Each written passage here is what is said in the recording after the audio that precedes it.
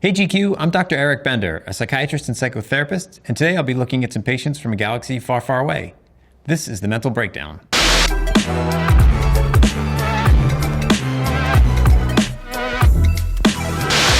Emperor Palpatine. I have said it many times. You are the most gifted Jedi I have ever met. Thank you, Your Excellency. I see you becoming the greatest of all Jedi, Anakin. Even more powerful than Master Yoda.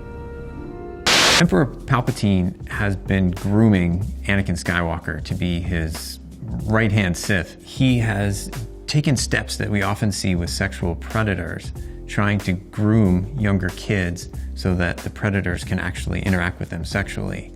One of the first stages is to identify who you're going to groom. What the predator often does is look to see if there's some kind of psychological need or what the predator might think of as a weakness that will allow the predator to come in.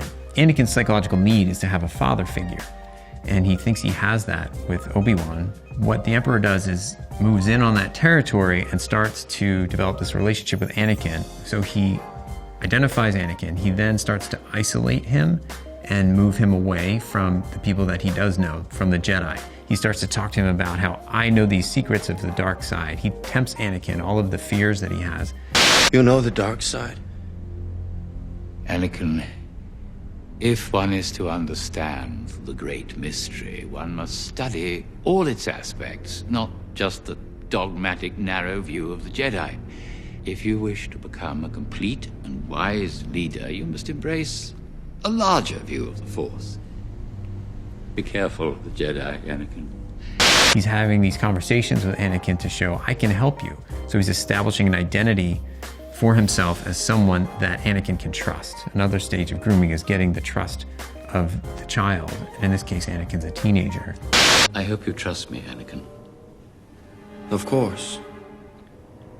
I need your help, son. What do you mean? I'm depending on you For what? I don't understand. to be the eyes, ears, and voice of the Republic. As you move forward in grooming with a sexual predator, what you would see is that the predator then escalates the behavior with the child, starting to then have accidental touches, maybe bumping of bodies or bumping of elbows. And then that escalates into more sexual contact. So there's been a gradual escalation. The Emperor mirrors that, not with sexual contact, but with information to Anakin saying, hey, I know you have these concerns and I can help you with them. At first it's very informal. And then here we see the formal invitation to finally separate and have this relationship with the Emperor. He's saying, come, fulfill your destiny. And here we see Anakin saying, I'll do whatever. So he has gone through the stages of grooming Anakin, and Anakin is now going to become, as we know, Darth Vader. Become my apprentice. Learn to use the dark side of the Force. I will do whatever you ask. Good. In the case of the Emperor, he, as I learn more about his character, if he were to come in and see me more and more, if I had some records, I would see that he is more of a psychopath. Psychopath is someone who doesn't care innately about other individuals, just uses them to get what they want. The Emperor enacted Order 66, killing all of the Jedi, showing he doesn't really care about any of these individuals. All the people in his empire are really just pawns for him to get what he wants, which is power. And that's what he's using Anakin for. Obi-Wan. You were my brother, Anakin! I loved you! Obi-Wan had promised Qui-Gon that he would lead Anakin through Jedi training to complete it. So there's this idea of Obi-Wan's master or father figure, Qui-Gon, and now Obi-Wan becomes the master teacher or father figure for Anakin. So even though he's saying he's a brother or saw him as a brother, it can be a different type of relationship. I often will see in psychotherapy, someone will have a frame of reference for how they see someone in their lives. But as we talk more, we realize that maybe that relationship meant something different. Maybe it meant something more than the way someone is describing. And I think that's what's happening here. This was more of a son. So contrasting the death of parents with Mando to the death of a child here, the death of a child is devastating to any parent, and it's really just crushing. In this case, Obi-Wan goes on, and we see that he really is still fixated on the death of Anakin. Obi-Wan, promise me you will train the boy.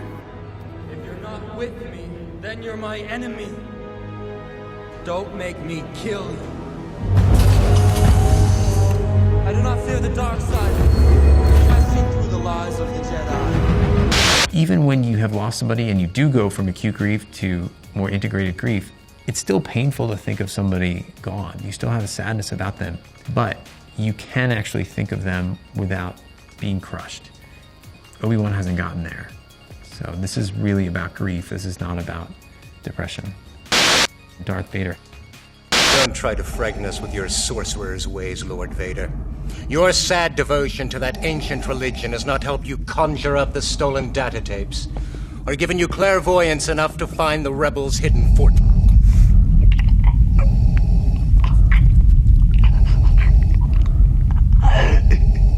I find your lack of faith disturbing. Darth Vader is showing some signs of narcissistic personality disorder. A personality disorder refers to how somebody interacts with the world around them, and it's called a disorder if it's vastly different from the cultural norm and what's expected. Narcissistic personality disorder, or narcissistic traits, reflect a need to feel a certain respect, a need to feel important. It reflects, in some cases, a lack of empathy for other people. There's an inability to tolerate someone not praising you or not doing things the way you absolutely feel they should be done because you are so important. There's an exaggeration of how important you are. We see some of those traits here when Darth Vader is trying to strangle this person. He can't tolerate being questioned. He's also trying to put this person in his place by nearly killing him. Some narcissists in the most extreme cases show this lack of empathy. What's very interesting underneath of a narcissism like this is there is quite a fragility. And if you did peel back and get underneath the Darth Vader's layers there's Anakin Skywalker. And remember how fragile he was, thinking he was going to lose his wife, thinking he was going to lose his kids. There's this narcissistic fragility that those around the narcissist aren't necessarily aware of, but those individuals around narcissists, I see this all the time when I see folks in therapy, they feel like they have to make this person happy or something dire will happen. Not necessarily they're going to be strangled by the Force, but they're actually going to have to deal with something really bad. So a narcissist has a way of making people around them feel they gotta do something. They gotta make sure that person's emotions are okay. And the interesting thing is, the individual thinks it's because I'm so important, everybody should serve me, but it's because they're so fragile. The people around them are sensing that if they don't take care of that person's emotions, this person's gonna fall apart. And it's really, really burdensome to people. When Anakin's a teenager, we see that he has some of the qualities of what is known as borderline personality disorder. Borderline personality disorder reflects that pull between the psychotic or a break from reality and the neurotic, which has to deal with really trying to manage anxiety.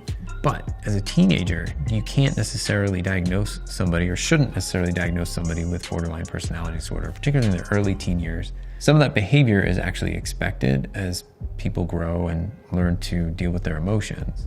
Also, it's important to state that people with personality disorders are not necessarily inherently violent or evil. It's interesting that the Jedi, I don't think they'd be great psychotherapists. They decide that Anakin's too cloudy and don't really want to deal with him in some ways early on when Yoda is arguing, saying, no, the boy's too clouded, the boy's got too much going on.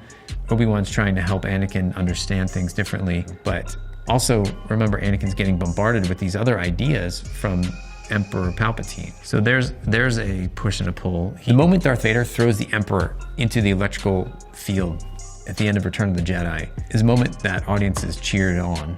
There's a reuniting there of a father and a son. It's a very moving scene in some ways. It's like the field of electrical dreams. It's somewhat Hollywoodized in that they're trying to move the audience by saying, all right, here's this father who's been so moved by his son and is there to step in and help his son.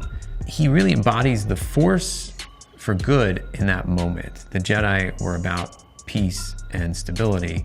And in that moment, Darth Vader has reestablished a relationship with his son. he's established a peace and a calmness, even if it's just short-lived because Darth Vader's about to die. But there is, in that moment, this bond with a father and a son.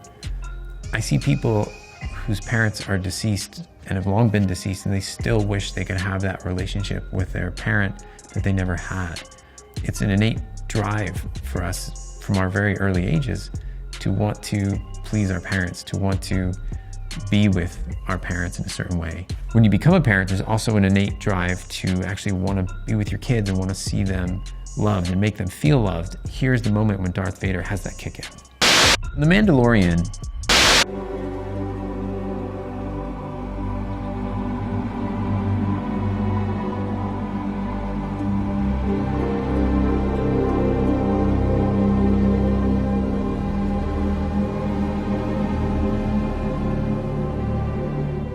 make sure he's protected. So in The Mandalorian, you see the main character, Mando, which most people call him, really develop a bond with Grogu, the Baby Yoda. Mando himself comes from a place where he has a lot of trauma. His parents tried to hide him during an invasion, and as they hid him and then left him there, they were killed. He was then rescued by Mandalorians, and they took him in. What's interesting is when a child loses a parent, studies show that in the first year or two, just in those first 2 years, those children are at higher risk for depression or anxiety than other children who've lost no one. But over a 7-year study, when they looked ahead, they found that at any point, those children could develop post-traumatic stress disorder, or PTSD. And post-traumatic stress disorder means that there's been an event, a traumatic event. There's some re-experiencing of the event, maybe through dreams or flashbacks when you actually think you're back in that moment at that time. It's not just a memory, but you really feel like you're back there. You have a hyper-vigilance, kind of looking around, making sure that everything's okay. And there might be an avoidance too, avoidance of situations or certain places that make you remember the trauma. It seems like Mando has some of those characteristics of trauma, certainly. Mando doesn't necessarily have a full diagnosis of post-traumatic stress disorder, but he has enough of the criteria to suggest he's certainly dealing with trauma. When a child loses both parents like that, often someone can come in and offer a nurturing environment. When he was adopted by the Mandalorians, he was adopted by that Orthodox group that ended up really focusing on this is the way and really abiding to the creed. So interestingly, he doesn't end up developing personal relationships, which could really help a child deal with the trauma. So it's almost as if he's re-traumatized, where he then comes to this group that doesn't even want to show their faces to each other. They have the Beskar medal on. So he continues to have this trauma of not having a nurturing relationship. So it's such a striking difference when he ends up seeing Grogu and really engaging with him. Grogu? Yes. That's his name.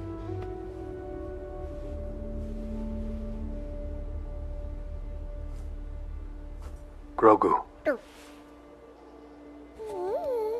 He's laughing and just enjoying this engagement. This is something completely new for him to have that kind of a relationship. So it's an interesting thing to see. The chronic post-traumatic stress or the chronic trauma that he's enduring, what that does to him is it makes him have shallow relationships. He doesn't know how to go deep with people.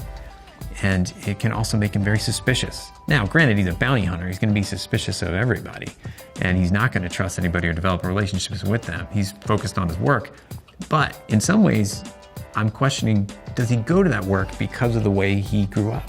We all have relationships and we all have experiences in our lives, early in our lives, as children, and throughout, that really color how we interact with the world. If you look at Mando's experiences, he clearly is distant, separated. He wears a mask almost the whole time. One of the episodes shows him not wearing his mask. He is really anxious. You could see the anxiety on his face. He doesn't know how to have these kinds of relationships or interactions with people. For someone who becomes a mercenary or a bounty hunter, there does seem to be some way to compartmentalize. Some individuals might have what's called cognitive dissonance when they have to do a job that is going to be pretty difficult. So if someone's actually trying to kill an individual, then In order to make it seem like they're not killing a person, they can refer to that person as a job or a target or a case or the next thing they need to accomplish. Mando does talk about jobs and cases, things like that. That's one coping strategy. Also, some individuals are psychopathic. They don't care about anybody. They'll become hitmen or hitwomen, and it's not a problem for them. Mando does not fall into that camp of psychopaths. He's actually really developing a loving, caring relationship with Baby Yoda. Ahsoka. You cannot train him. What? Why not? You've seen what he can do. His attachment to you makes him vulnerable to his fears. His anger. All the more reason to train him. No.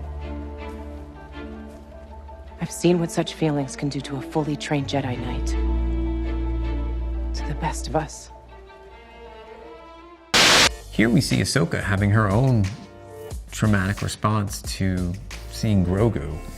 She's thinking automatically of Anakin when she said, I've seen what anger can do. I've seen what these kinds of emotions can do and how they can get in the way of training a Jedi. That was incredibly traumatic for everybody to have the rise of Darth Vader and Order 66 carried out. People just died. There was decimation of the Jedi. So she's responding appropriately. At the same time, it's important to know that in reality, feelings are messy sometimes. People can be very scared of feelings. That's what holds people back from coming to therapy sometimes. They're not sure what they're going to discover. How am I going to handle this? This is just going to crush me. But that's what a therapist is for, is to help you figure that out. One of the backstories involves Ahsoka being around age 3 and being seen as very force sensitive and force powerful, and the Jedi were going to come and train her. But Latrans, an imposter who is actually a bounty hunter, ends up intercepting this message or going and taking Ahsoka away and using Ahsoka for their own selfish needs. This is really traumatic and terrifying to Ahsoka, so much so that when she is actually eventually saved, when she goes on to train with the Jedi, she gets nervous. She has a lack of confidence. She's really, really scared. The Council didn't trust me. So how can I trust myself? What about me? I believed in you. I stood by you. I know you believe in me, Anakin, and I'm grateful for that. But this isn't about you. I can't stay here any longer. Not now. This moment where she's saying, I need to leave, the Council doesn't trust me, it could harken back to memories she might have after she was with Latrans and the imposter, so that she didn't believe in herself then. She was duped. Who can she believe? Who can she trust? How can she trust herself? Here we see maybe that happen again. Often in our lives, there might be a traumatic event that happens or something really difficult, something we've had to deal with that defines us in some way, creates a view we have of ourselves. And then other things throughout life push on that, like a scar or a scab. It just lifts it a little bit, picks it a little bit. This probably presses on that moment for her. She doesn't feel trusted. She's not someone who can be trusted because she ended up falling in with this imposter. How can anybody ever trust her? So this is bringing up an old wound for her. Later, as we see in The Mandalorian, we see her more as an adult. She has gotten over those confidence issues. Yet she's also nervous, and appropriately so, given her background and what's recently happened to the Jedi, when she sees that Grogu has this attachment to the Mandalorian. At the same time, she's a very powerful figure, and we'll look forward to seeing how she does in her own series. Jawa.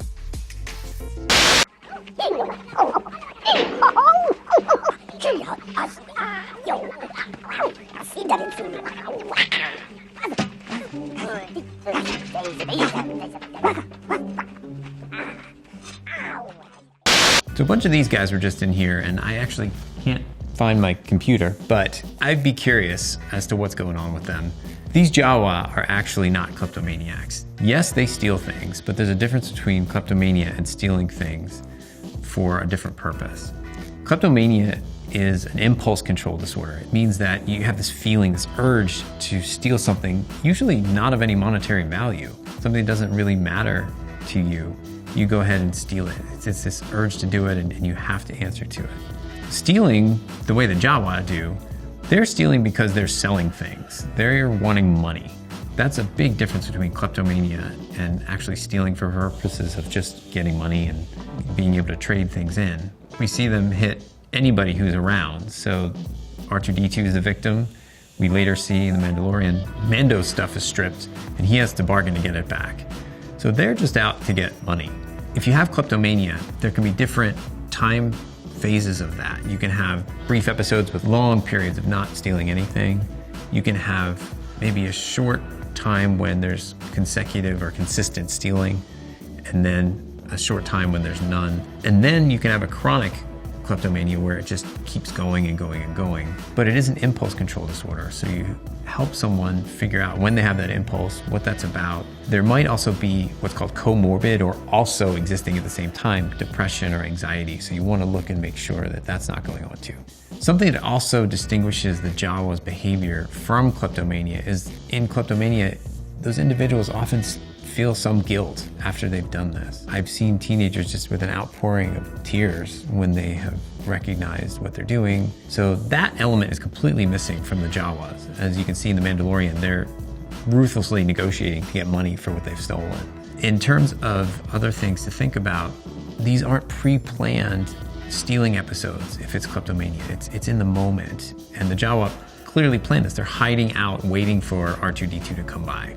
Often the guilt that people can share over the kleptomania is not about being caught. It's not a sadness that they got caught. It can really be a sadness that this is going on for them, that they're dealing with this. The Jawa have no remorse whatsoever. In Obi-Wan Kenobi also, we see them saying, well, I gotta feed my family. So Obi-Wan's buying back parts that the Jawa stole from him too. Kylo Ren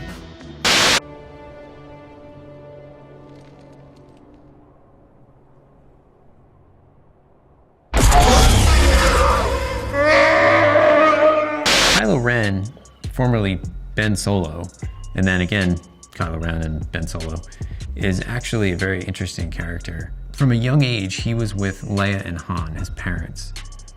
The way that that relationship is depicted in the movie is very, very contentious. Han, as we know, is off gallivanting throughout the galaxy, and Leia's at home. What that does to a child sometimes, to see parents fighting all the time because they comment that they weren't a great couple, to see that kind of fighting at such a young age, it's very hard for a young child not to think that they have something to do with that they might be the cause of this, that if they were only good enough or better or just good, maybe their parents wouldn't be fighting. Maybe Ben would be enough for his dad to make him stay. So we see that he, from a young age, likely had this idea developing in him that he wasn't good. Ben then goes off to Luke's Jedi training camp, and when he's there, he wakes up one night with Luke over him with a lightsaber ready to kill him. Because Luke thinks, wait, this guy's gonna destroy the galaxy, I have to end him. So that's probably another confirmation to Ben that he's really bad. He's just not a good kid. He's not good at all.